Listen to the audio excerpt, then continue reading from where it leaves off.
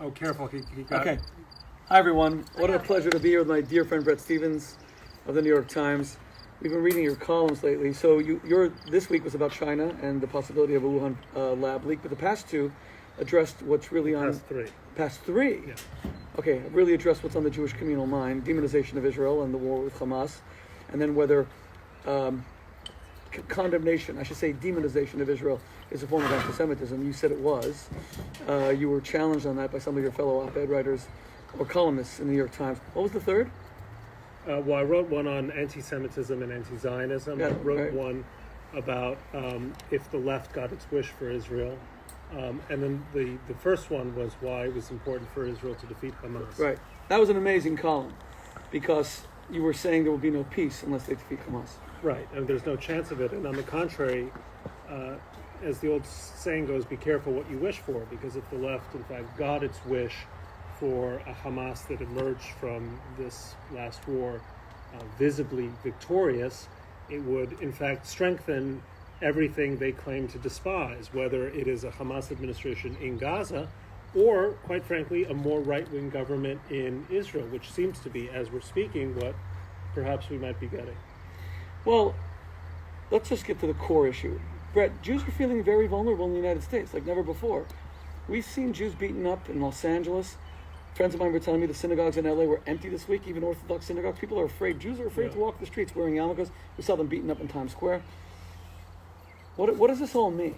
Well, I've been warning for years that the United States risks what I call the Europeanization of its Jewish population. And we were just talking about this before we went on camera, where suddenly to be Jewish is, as you put it, to belong to a secret society. You avoid outward signs, whether it's wearing a kippah or other sorts of garbs of your Jewish religious identity, for fear of assault, for fear of violence, for fear of mockery. I was in the Village, in fact, just the other day when one of these pro-Palestinian caravans drove down McDougal Street in this really unmistakably menacing way. And what struck me about the various incidents that we've seen, whether it was an observant Jew being beaten up in Times Square, the firecracker attack in the Diamond District, the attack in West Hollywood, what struck me most about it, Shmuley, was that it was shameless. It was out in the open. They were clearly not embarrassed. When things like the Poway massacre or the Pittsburgh massacre occurred, obviously they are shocking and terrible, but in a way you can process it because you understand, okay, these are very disturbed, extremist individuals who are committing the sort of offenses that we've witnessed in similar offenses, but we've witnessed in other contexts. What we're seeing now, I think, is a real step change in the sense that people feel that it's open season on Jews and that the consequences will not be so great as not to continue that behavior. And that I really think is what has changed in the last few days. Lenin, and I'm not sure I should be quoting Lenin, but apparently Lenin once said that there are decades in which nothing happens and there are days in which decades happen. And I think those 11 days in May were days in which decades happened. Well, I lived in Western Europe for 11 years, and not wearing a yarmulke, hiding a Magen David, that's like almost par for the course. And I used to battle my students at Oxford about this all the time. They felt very, very self-conscious about identifiable Jewish markings. I was with Debbie in Paris like 3 summers ago. We were going into the Orsay Museum, arguably the most famous museum for modern art in the world. Pretty mainstream French institution. And the woman selling us a ticket says to Debbie, "Can you please put away your Magen David?" So I thought she hates Israel, hates Jews. She said, no, I actually love Jews. I want to protect you. I said, are we going to get beaten up in the Orsay Museum? But Times Square is that kind of moment. This is Times Square. It's the center of the United States. Yeah, and of course it's also the most Jewish town in America, at the center of what used to be kind of American Jewry. I mean, it's Broadway. It's 42nd. It's 42nd Street. It makes it that much more alarming. I think the other thing that has really alarmed me, Shmuley, is the nature of the condemnations I've seen. When the Black Lives Matter movement started, part of its appeal was that they weren't asking for all lives matter. They were saying Black lives matter. Let's be specific here. Let's not try to generalize.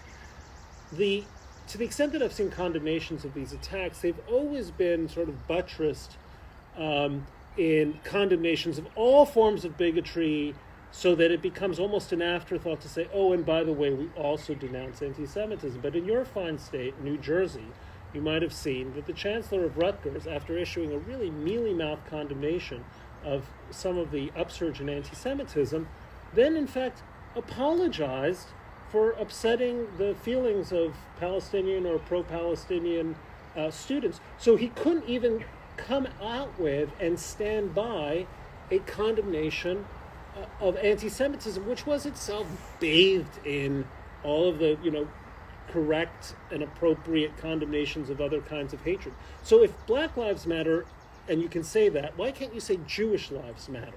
I don't know why you can't. That's what we're all mystified about. And this is we don't know how we got here.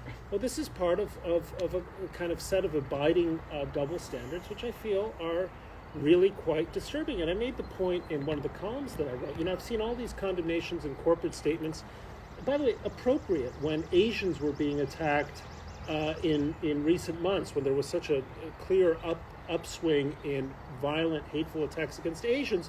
You would see companies come out and say, we stand by our Asian colleagues.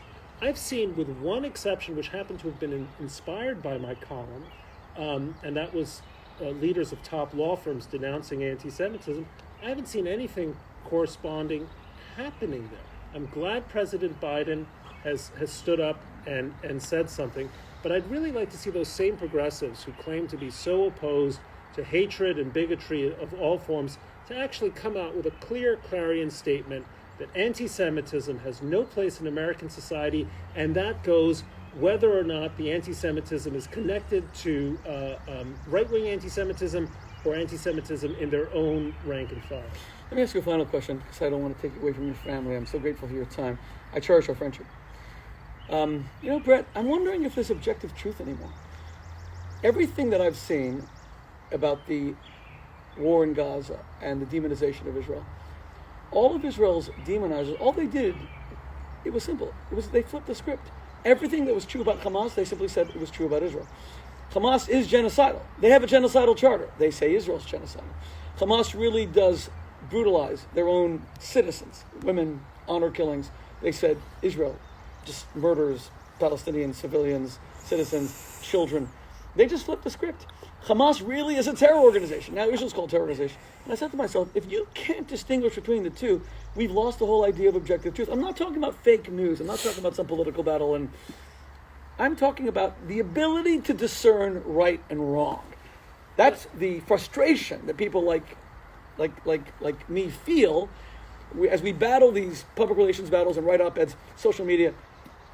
It's almost like, what's the point? It's almost like the majority of the world is beginning to believe, yes, Hamas is the righteous democracy and Israel is a terror state. Well, right, and that is really alarming, because people who would denounce anyone who, for instance, didn't believe in gender-neutral bathrooms, or certainly anyone who opposed classic LGBTQ rights, is perfectly happy supporting and championing and defending and excusing a terrorist organization that, leaving aside what it does to Israel, is the most homophobic and misogynistic and hateful organization you could find. So if you call yourself a progressive and those are your values, and good for you, those are fine values.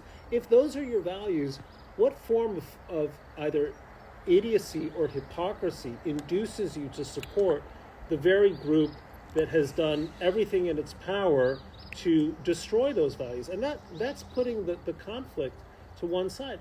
As to the point that you were making, I mean, this is a kind of a classic case of projection, accusing the other of what you yourself are guilty of doing. But I would ask those people to consider this question. They claim that Israel is this incredibly powerful state. They also claim that Israel is willfully, demonically, gratuitously killing Palestinian children. If this demonic and all-powerful state is prepared to kill Palestinian children, why shouldn't it kill many more? Why stop at 260? Why not 26,000 or 260,000?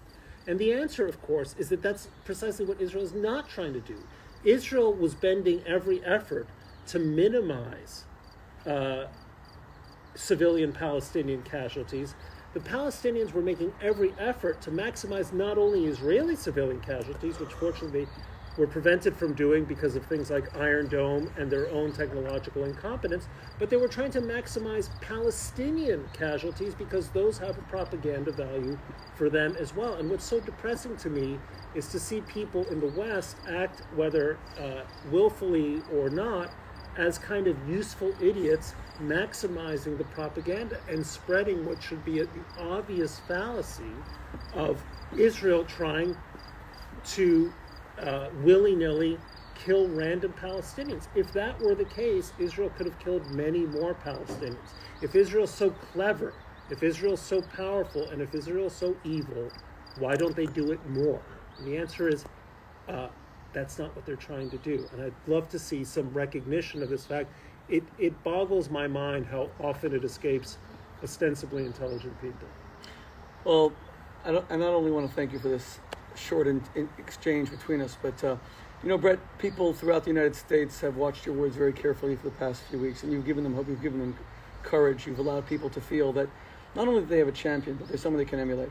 And we're grateful because, as my own children have been telling me over the past few weeks, the Jewish community in the United States is feeling quite powerless. Thank you for being our champion. God bless you. Thank you.